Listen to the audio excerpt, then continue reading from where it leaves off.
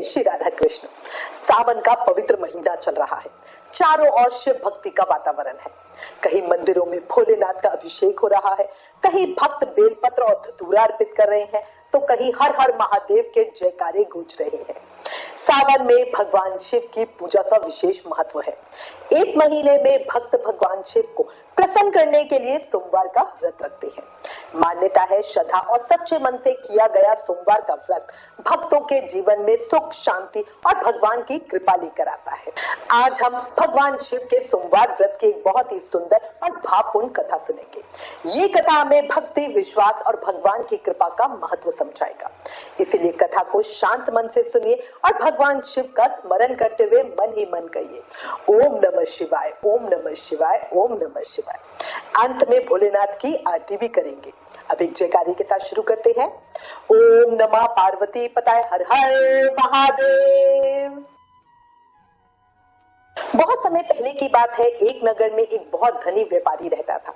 उसका व्यापार दूर दूर तक फैला हुआ था। नगर में उसका बहुत मान सम्मान था। उसके पास धन दौलत की कोई कमी नहीं थी। बड़ा घर था, बहुत से सेवक और व्यापार भी दिन प्रतिदिन बढ़ता ही जा रहा था। लेकिन इतना सब कुछ होने के बाद भी व्यापारी के मन में एक गहरा दुख था। उसकी कोई संतान नहीं थी। दिन रात उसके मन में यही विचार चलता रहता कि मेरे बाद मेरे इस बड़े व्यापार और इतनी सारी संपत्ति को कौन संभालेगा, मेरे घर का वंश आगे कैसे बढ़ेगा, मेरे हमें जल कौन देगा। वो बाहर से भले ही प्रसन्न दिखाई देता था, लेकिन अकेले में बैठता तो उसके मन की चिंता सामने आ ही जाती। एक दिन उसने निश्चय किया कि अब वो अपनी मनोकामना लेकर भगवान शिव की शरण में जाएगा। उस दिन से वो प्रत्येक सोमवार को भगवान शिव का व्रत करने लगा।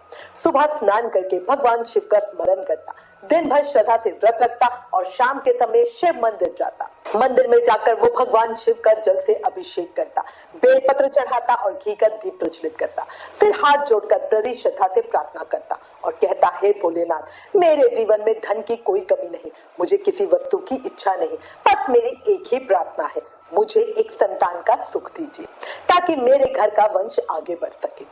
इस प्रकार एक सोमवार नहीं, दो सोमवार नहीं, बल्कि वो लंबे समय तक नियमित रूप से भगवान शिव की पूजा अर्चना, व्रत आदि करता ही रहा। उसकी भक्ति देखकर माता पार्वती का हृदय भी प्रफुल्लित हो गया, वो द्रवित हो गई। एक दिन माता पार्वती ने भगवान भोलेनाथ से कहा, हे प्राणनाथ, ये व्यापारी बहुत समय से आपकी भक्ति कर रहा है। ये हर सोमवार व्रत रखता है, आपके मंदिर में आता है और बड़े प्रेम से आपकी पूजा करता है। इसके मन में संतान प्राप्ति की इच्छा है, आप इसकी मनोकामना पूरी कर दीजिए। भगवान शिव मुस्कुराए और बोले, हे पार्वती, संसार में प्रत्येक जीव को उसके कर्मों के अनुसार फल प्राप्त होता है। मनुष्य जैसा कर्म करता है उसे वैसा ही फल मिलता है। माता पार्वती ने फिर प्रेम पूर्वक कहा, हे महादेव, मैं जानती हूँ कर्म का अपना विधान है, लेकिन ये आपका सच्चा भक्त है। इतने लंबे समय से सोमवार का व्रत कर रहा है, पूजा करने के बाद आपको भोग लगाता है और फिर ही स्वयं भोजन करता है।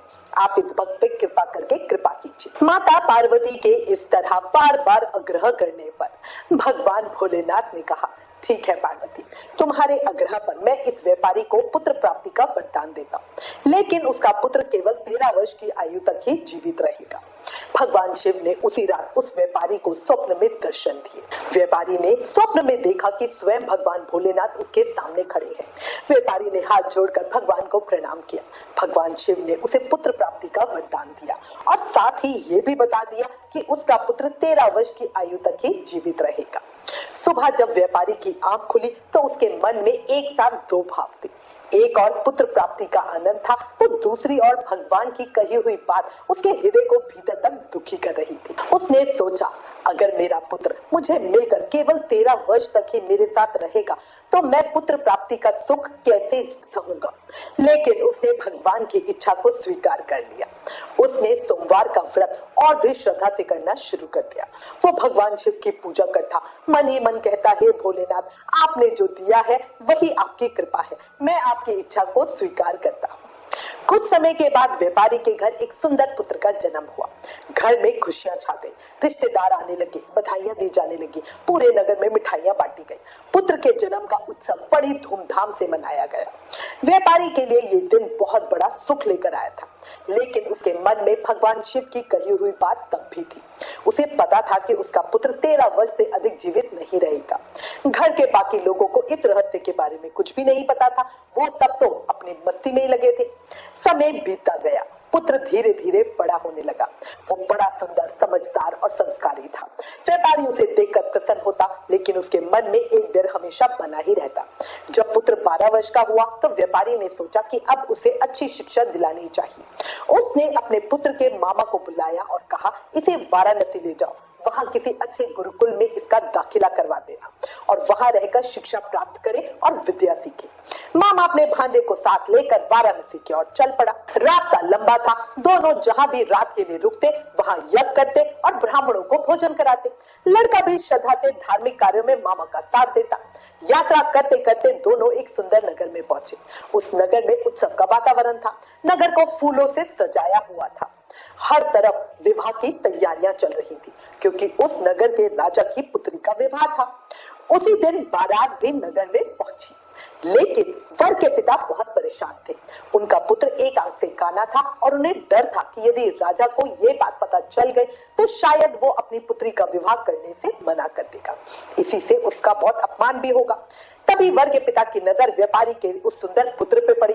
उसने सोचा, ये लड़का तो बहुत सुंदर है और योग्य भी दिखाई देता है, क्यों ना इसे कुछ समय के लिए दूल्हा बनाकर राजकुमारी से इसका विवाह करा देता हूँ। विवाह के बाद इसे धन दे के विदा कर दूंगा और राजकुमारी को अपने पुत्र के साथ ले जाऊंगा। उन्होंने ये बात लड़के के मामा से कही। मामा के मन में धन का लालच आ गया और उसने इस गलत बात को स्वीकार कर लिया। लड़के को दूल्हे के वस्त्र पहनाकर लाया गया, उसे सजा दिया गया और राजकुमारी के सामने बिठा दिया। राजा ने लड़के को देखा तो वो बहुत प्रसन्न हुआ। उसे लगा कि उसकी पुत्री का विवाह एक सुंदर और योग्य युवक से हो रहा है। विवाह की सारी रस्में पूरी हुई। राजा ने अपनी पुत्री को बहुत सा धन और सम्मान के साथ विदा किया, लेकिन उस समय उस लड़के का मन बहुत बेचैन था। वो जानता था कि ये विवाह छल से हुआ है। वो राजकुमारी को धोखे में रखकर उसके जीवन के साथ अन्याय नहीं करना चाहता था। इसीलिए जब वो वहां से जाने लगा तो उसने राजकुमारी की ओढ़नी पर लिख दिया कि उसका विवाह वास्तव में उसी युवक के साथ हुआ है, लेकिन वो वाराणसी में शिक्षा प्राप्त करने के लिए स्वयं तो जा रहा है और जिस युवक के साथ उसका गौना होगा उसे भेजा जाएगा, वो एक आंख से काना है। जब राजकुमारी ने अपनी ओढ़नी पर यह सब लिखा हुआ पढ़ा तो उसे सारी सच्चाई पता चल गई। उसने काने युवक के साथ जाने से साफ इनकार कर दिया और कहा, ये मेरा पति नहीं है। जब राजा को पूरी बात पता चली तो उसने भी अपनी पुत्री को विदा नहीं किया और उसे अपने महल में ही रख लिया। दूसरी तरफ वो लड़का अपने मामा के साथ वाराणसी पहुंच गया और गुरुकुल में शिक्षा प्राप्त करने लगा। दिन बीतते गए। लड़का अपनी पढ़ाई में मन लगा हुआ था। उसने गुरुजनों का सम्मान किया और धार्मिक कार्यों में भी पूरी रुचि रखी। धीरे धीरे उसकी आयु 13 वर्ष की हो गई। दूसरी तरफ जब से लड़का गया था तो व्यापारी पूरी तरह शिव भक्ति में ही लीन हो गया था। अब जब युवक का जन्मदिन आने वाला था तो उससे पहले 3 दिन पहले से व्यापारी ने पूरी तरह खाना पीना छोड़कर भगवान भोलेनाथ का अखंड व्रत ले लिया। उस दिन उधर दूसरी तरफ वाराणसी में जब लड़के का जन्मदिन आना था तो उस दिन एक यज्ञ का आयोजन किया गया। यज्ञ पूरे विधि विधान से संपन्न हुआ। यज्ञ के बाद उसने ब्राह्मणों को भोजन कराया और अपनी सामर्थ्य के अनुसार खूब अन्न, वस्त्र और अन्य वस्तुओं का दान किया। दिन भर के धार्मिक कार्यों के बाद रात में वो अपने कमरे में जाकर सो गया। रात गहरी होती गई। भगवान शिव के वरदान के अनुसार उसकी 13 वर्ष की आयु पूरी हो चुकी थी। नींद में ही उसके प्राण शरीर से निकल गए। सुबह जब उसके मामा की आंख खुली और उन्होंने भांजे को उठाने की कोशिश की तो वो नहीं उठा। उन्होंने देखा कि भांजा इस संसार में नहीं रहा। मामा का हृदय टूट गया। वो वहीं बैठकर रोने लगा। उसका विलाप सुनकर आसपास के लोग भी वहां इकट्ठे हो गए। कोई उसे सतावना दे रहा था, कोई भगवान की इच्छा बता रहा था, लेकिन मामा का दुख कम ही नहीं हो रहा था। वो बार बार कह रहा था, हे भगवान, मैं इसके माता पिता को क्या मुंह दिखाऊंगा? उन्होंने अपने बेटे को मेरे भरोसे भेजा था, अब मैं उन्हें क्या जाकर कहूंगा? उसके मरने की खबर कैसे दूंगा? उसी समय भगवान शिव और माता पार्वती उस स्थान के पास से भ्रमण के लिए जा रहे थे। माता पार्वती ने मामा के विलाप की आवाज सुनी तो उनका हृदय करुणा से भर गया। माता पार्वती ने भगवान भोलेनाथ से कहा, हे प्राणनाथ, इस व्यक्ति का दुख मुझसे देखा नहीं जा रहा, आप इसके कष्टों को दूर कीजिए। भगवान शिव ने कहा, पार्वती, ये उसी व्यापारी का पुत्र है जिसे मैंने 13 वर्ष की आयु का वरदान दिया था, इसकी आयु पूरी हो चुकी है। माता पार्वती ने फिर भगवान भोलेनाथ से विनती की। उन्होंने कहा, हे महादेव, इसका पिता आपका बहुत बड़ा भक्त है। वो कितने समय से आपका व्रत कर रहा है, वर्षों से सोमवार का व्रत करता आया है। वो आपकी पूजा अर्चना सब करता है, आपको भोग लगाकर ही कुछ खाता है, आपके चरणों में अपनी श्रद्धा रखता है। यदि ये पुत्र अब नहीं रहेगा तो इसके माता पिता का क्या होगा? उनका दुख बहुत बड़ा होगा। कृपया करके इस बालक को जीवन प्रदान कीजिए। माता पार्वती की करुण पुकार आग्रह को सुनकर भगवान भोलेनाथ ने उस बालक पर कृपा की। भगवान शिव ने उसे पुनः जीवन प्रदान करा। कुछ ही समय बाद वो लड़का उठकर बैठ गया। मामा की आंखों में खुशी के आंसू आ गए। जिस भांजे को वो मृत समझकर रो रहा था, उसे जीवित देखकर उसका हृदय भगवान शिव के प्रति श्रद्धा से भर गया। उसने मन ही मन भगवान भोलेनाथ को प्रणाम किया और कहा, हे भोलेनाथ, आपकी कृपा का कोई पार नहीं है। शिक्षा पूरी होने के बाद लड़का अपने मामा के साथ अपने नगर की ओर वापस चल पड़ा। रास्ते में वो उसी नगर में पहुंचे जहां उसका विवाह हुआ था। वहां उन्होंने फिर एक यज्ञ का आयोजन किया। यज्ञ की सूचना नगर के राजा तक पहुंची। राजा वहां आया और उसने उस युवक को देखते ही पहचान लिया। राजा को विवाह के समय की गई सारी बातें याद आ गई। यज्ञ समाप्त होने के बाद राजा ने मामा और भांजे को अपने महल में बुलाया और खूब उनका आदर सत्कार किया और बहुत से धन और वस्त्र देकर अपनी पुत्री के साथ उस युवक को विदा किया। राजा ने उसकी सुरक्षा के लिए सैनिकों को भी साथ भेजा। अब वो युवक अपनी पत्नी के साथ अपने नगर की ओर लौट रहा था। जब वो अपने नगर के पास पहुंचे तो एक दूत को आगे भेजकर व्यापारी को अपने पुत्र को लौटने की सूचना दी गई। अपने पुत्र के जीवित लौटने का समाचार सुनते ही व्यापारी की खुशी का ठिकाना नहीं रहा। वो और उसकी पत्नी कई वर्षों से अपने पुत्र की प्रतीक्षा जो कर रहे थे। व्यापारी को भगवान शिव की कही हुई बात याद थी, इसलिए उसके मन में हमेशा डर ही बना रहता था कि कहीं उसका पुत्र उसे पहले ही न छिन जाए। उन्होंने ये संकल्प कर रखा था कि यदि उन्हें अपने पुत्र की मृत्यु का समाचार मिला तो वो भी उसके वियोग में अपने प्राण त्याग देंगे। आज जब उन्हें पता चला कि उनका पुत्र जीवित वापस आ रहा है तो दोनों की आंखों से खुशी के आंसू निकल पड़े। व्यापारी अपनी पत्नी, परिवार और मित्रों के साथ नगर के द्वार पर अपने पुत्र का स्वागत करने पहुंचा।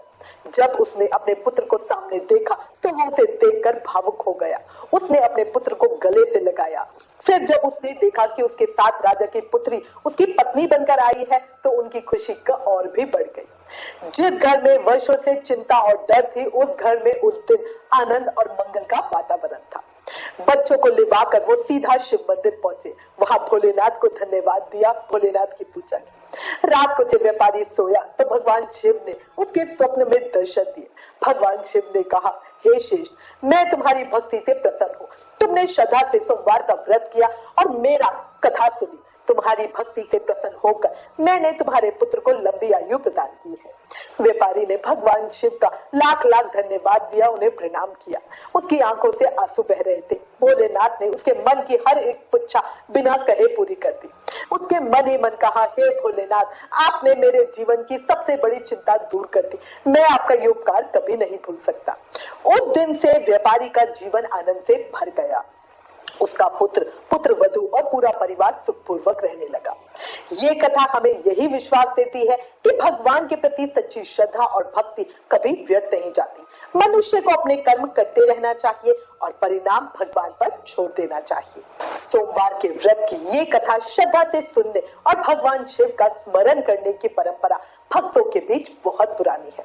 भक्त अपने मन की हर इच्छा भगवान भोलेनाथ के सामने रखते हैं और उनसे अपने परिवार की सुख, शांति और मंगल की प्रार्थना करते हैं। हे भगवान भोलेनाथ, जिस तरह आपने अपने भक्त व्यापारी पर कृपा की, उसी तरह अपने सभी भक्तों पर अपनी कृपा बनाए रखना। जिनके घर में कोई चिंता है उनकी चिंता दूर करना, जिनके मन में कोई इच्छा है उनकी इच्छा पूरी करना और जिनके परिवार में दुख है वहां सुख और शांति देना। हर माता पिता को अपने बच्चों का सुख देना और हर परिवार पर अपना आशीर्वाद बनाए रखना। बोलो भगवान भोलेनाथ की जय। हर हर महादेव। अब भगवान शिव की आरती करते हुए मन से प्रार्थना करते हैं। जय शिव ओमकारा, बोले जय शिव ओमकारा। ब्रह्मा विष्णु सदाशिव ब्रह्मा विष्णु सदाशिव अर्धांगिनी धारा। ओम हर हर हर महादेव। एकानन चतुरानन पंचानन राजे, बोले पंचानन राजे। हंसासन गरुणासन, हंसासन गरुणासन, वृक्ष वाहन साजे। ओम जय शिव ओमकारा। दो भुज चार चतुर्भुज, दस भुज ते सोहे, बोले दस भुज अति सोहे। तीनों रूप निरखता, तीनों रूप निरखता, त्रिभुवन जन मोहे। ओम जय शिव ओमकारा। अक्षमाला वनमाला रुंडमाला धारी, बोले रुंडमाला धारी। चंदन मृग मद सोहे, चंदन मृग मद सोहे, बोले शशिधारी। ओम जय शिव ओमकारा। श्वेतांबर पीतांबर बागांबर अंगे, बोले बागंबर अंगे। सनकादिक गरुणादिक, सनकादिक गरुणादिक, भूतादिक संगे। ओम जय शिव ओमकारा। करके मदिक मंडल चक्र त्रिशूल धरता, स्वामी चक्र त्रिशूल धरता। जग करता जग भरता, जग करता जग भरता, जग संहार करता। ओम जय शिव ओमकारा। ब्रह्मा विष्णु सदा शिव जानत अविवेका, स्वामी जानत अविवेका। प्रणवाक्षर के मध्य, प्रणवाक्षर के मध्य, ये तीनों एका। ओम जय शिव ओमकारा। काशी में विश्वनाथ विराजत, नंदी ब्रह्मचारी, स्वामी नंदी ब्रह्मचारी। नित उठ भोग लगावत, नित उठ भोग लगावत, महिमा अति भारी। ओम जय शिव ओमकारा। त्रिगुण शिव जी की आरत जो कोई जन गावे, स्वामी प्रेम सहित गावे। कहत शिवानंद स्वामी, रटत हरि हर स्वामी, मनवांछित फल पावे। ओम जय शिव ओमकारा, ओम जय शिव ओमकारा। बोले भोलेनाथ की जय। हर हर महादेव। हे भगवान शिव, हमारी पूजा में जो कोई भी कमी रह गई हो उसे क्षमा करना। हे माता पार्वती, सभी भक्तों के घर में सुख शांति और समृद्धि बनाए रखना। भोलेनाथ, इस कथा को श्रद्धा से सुनने वाले सभी भक्तों पर अपनी कृपा बनाए रखना। सभी के दुख हरना, सभी के परिवारों को खुशियों से भरना और सभी के जीवन में धर्म, प्रेम और शांति बनाए रखना। हर हर महादेव। ओम नमः शिवाय।